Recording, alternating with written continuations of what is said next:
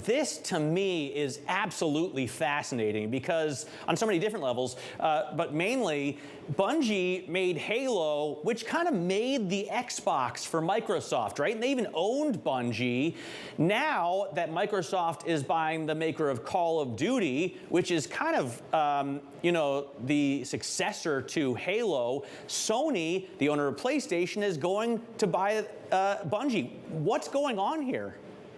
It's absolutely wild. You're spot on. It's kind of this weird twist of fate that the company that really Bungie is, of course, the creator of Halo. And without Halo, there would be no Xbox. Without Halo, the Xbox would have failed. Microsoft would not be in gaming right now. And so it is absolutely wild that Bungie is now going to be part of Microsoft's biggest competitor, biggest rival in Sony on the PlayStation. And we're still starting to see kind of like, it'll be a while before we see all the ripple effects of this acquisition.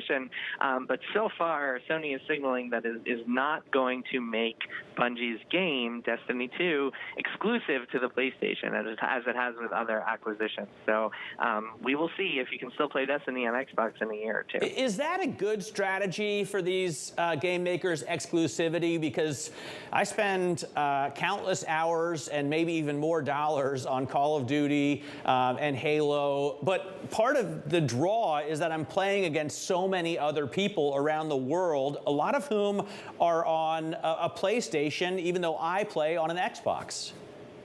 Yeah, it's interesting. It's I think that the future of gaming, and a lot of smart pundits have kind of pointed this out, is platform agnostic, to the point where you'll be able to just pick up any game on any system. And even Sony, which was traditionally the big exclusivity company that put all of its games only on PlayStation, even they have been dipping their toes into the water of PC gaming and putting their big exclusive titles on computers as well.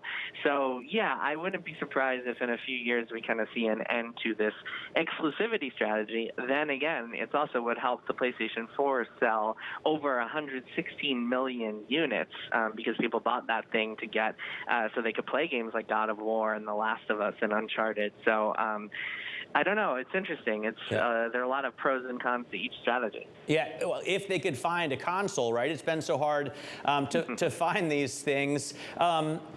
What is the next company that's in play? I mean, investors are probably looking for the winning ticket in terms of the next video game maker, but who's out there that could be bought?